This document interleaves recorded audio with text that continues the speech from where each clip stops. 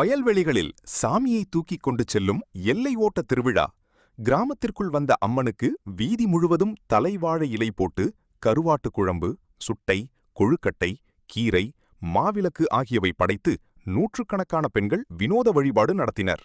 மயிலாடுதுறை மாவட்டம் மயிலாடுதுறை அடுத்த மன்னம்பந்தலில் பொன்னியம்மன், பிடாரியம்மன் ஆலயம் அமைந்துள்ளது.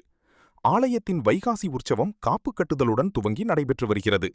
விழாவின் முக்கிய நிகழ்ச்சியான எல்லை ஓட்டம் என்ற நிகழ்ச்சி நடைபெற்றது. எல்லை காவல் தெய்வங்களான பொன்னியம்மன் மற்றும் பிடாரியம்மனை தோள்களில் சுமந்தவாறு பக்தர்கள் வயல்வெளிகள், காடுமேடுகள் உள்ளிட்ட ஊரின் எல்லையை சுற்றி வந்தனர். தொடர்ந்து அம்பேத்கர் காலனி பகுதிக்கு அம்மன்கள் இருவரையும் பக்தர்கள் தோளில் சுமந்தவாறு எடுத்து வந்தனர்.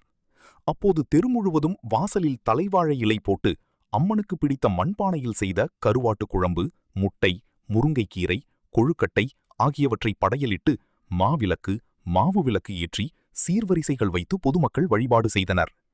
நிகழ்ச்சியை முன்னிட்டு 100க்கும் மேற்பட்ட காவல்துறையினர் பாதுகாப்பு பணியில் ஈடுபட்டிருந்தனர். திரளான பக்தர்கள் பங்கேற்று சுவாமி தரிசனம் செய்தனர். அப்போது பெண்கள் அருள் வந்து ஆடியது பக்தர்களிடையே பரவசத்தை ஏற்படுத்தியது.